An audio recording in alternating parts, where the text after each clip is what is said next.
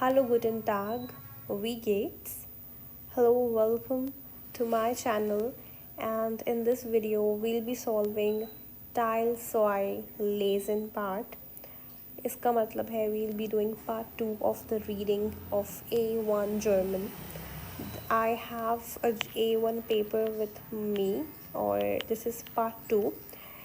Last video के अंदर we have discussed A1 part 1 of lesen of reading, and in this video we'll be looking into the Teil 2 जिसको हम कहते हैं, जिसका मतलब है part 2. Let's just start with our today's video.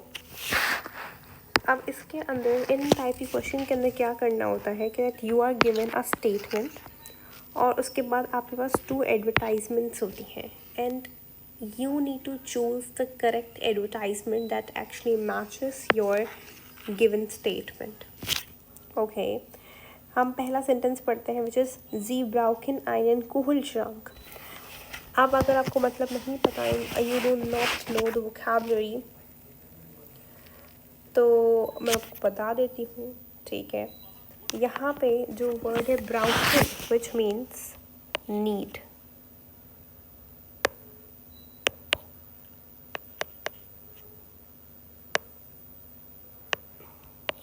ब्राउकिन का मतलब होता है नीड, कि उसको ज़रूरत है. नीड einen Kühlschrank का मतलब होता है रेफ्रिजरेटर.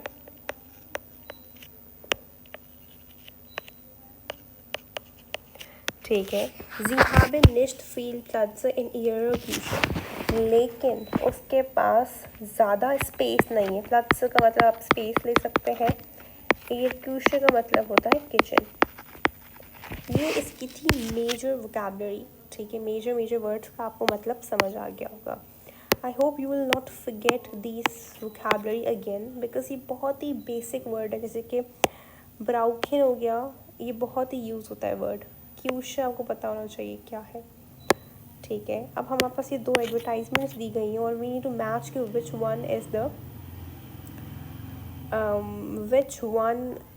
Correct option. ठीक है, तो सिंपल ये बात है कि उसको एक रेफ्रिजरेटर चाहिए और उसके पास किचन में इतनी ज़्यादा जगह नहीं है, तो which one would be perfect for her. तो you have 3 seconds, pause this video and come again and then check your answer कि कौन सा सही है, लाइक आपने सही किया भी या नहीं. 1 2 3. I hope you are back. तो इसका जो सही जो आंसर है दैट इज़ ए. वो कैसे, आई एक्सप्लेन यू नाउ. यहाँ पे उसने बोला कि उसके पास ज़्यादा जगह नहीं है. ठीक है, यहाँ पे आप देखो, यहाँ लिखा हुआ है 50 सेंटीमीटर ब्राइट और यहाँ पे लिखा हुआ है 120 सेंटीमीटर. तो जो हम ऑप्शन ए है, एडवर्टाइजमेंट नंबर ए है, वहाँ पे जो रेफ्रिजरेटर दिखा रहे हैं वो सिर्फ 50 सेंटीमीटर की साइज़ पे होगा, जबकि जो बी वाला ऑप्शन है उसके अंदर 120 सेंटीमीटर की स्पेस वो लेगा. तो आप देखें कि उसने ऑलरेडी हमें स्टेटमेंट में बोली गई है कि उसके पास किचन में इतनी जगह नहीं है. So that's why this option A is the correct option. तो you need to just choose A और बे. So the A option is the रिश्टिश. आ इज़ रिश्टिश. ए ऑप्शन आपका सही है. Okay, next, moving on to next question. Just read the statement and tell me what would you choose, A or B. Pause this video and then come back again. 1 2 3. I hope you're back. यहाँ पे लिखा हुआ है Sie möchten ein Party im Freien feiern. Sie brauchen noch einen Tisch. मैं आपको इसकी main vocabulary बता देती हूँ. Sie möchten का मतलब होता है would like ein Party im Freien. Freien का मतलब होता है फ्रीली, या मैं बोल सकती हूँ ओपन. ठीक है, फियरन का मतलब होता है सेलिब्रेट करना. Sie brauchen मतलब नीड. eine Tische, Tisch का मतलब होता है टेबल, ठीक है। टिश्यू का मतलब टेबल होता है। एक और वर्ड होता है टूर, इसका मतलब होता है डोर। ये बेसिक वोकैबुलरी जो आपको आनी चाहिए। अगेन मैं यहाँ पे बेसिक वर्ड बताऊँ तो फियर इन फ्रायन, ये these are most used words in reading passages, आपको पता होना चाहिए। It they feel like confusing as well, क्योंकि फ्रायन का मतलब होता है फ्रीली यानी ओपन जगह, और फियरन का मतलब है to celebrate.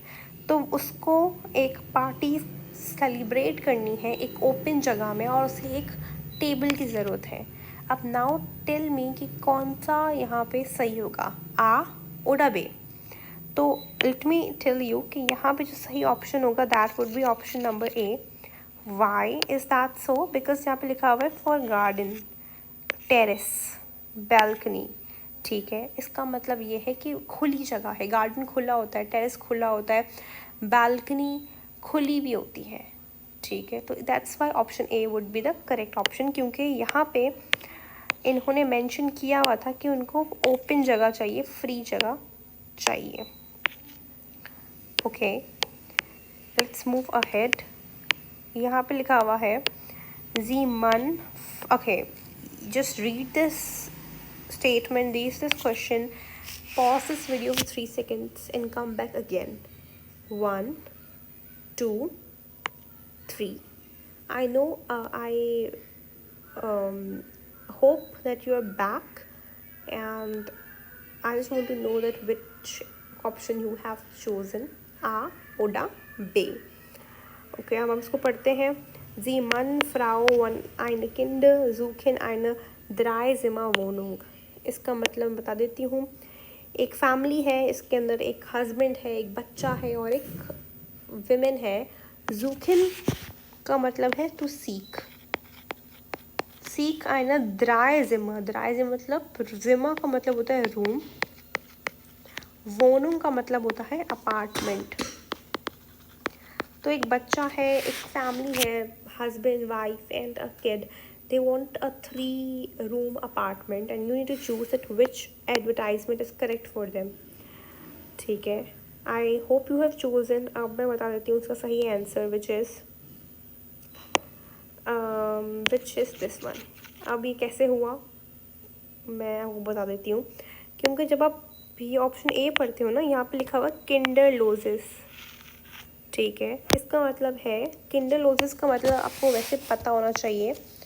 It's very I would say it's a common word in the reading part, और इसका मतलब होता है चाइल्डलेस।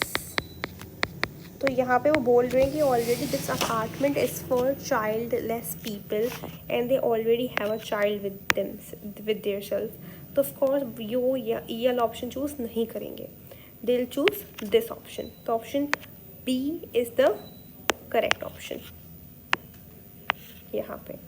एंड आपको पता होना चाहिए जितने भी वोकैबुलरी मैंने आज इस वीडियो के अंदर कवर की है, you should know it, because these are the very basic, very most commonly used vocabulary in the reading part. Okay, और रीडिंग पार्ट का टाइल सॉय इसी तरीके से होता है। आई hope you understood. In the next video we'll do Teil 3 of Lesen A1. I hope this was clear to you, and if you want me to create more such videos, or if you like this video, please do not forget to like, share and subscribe to my channel. Thank you. Danke.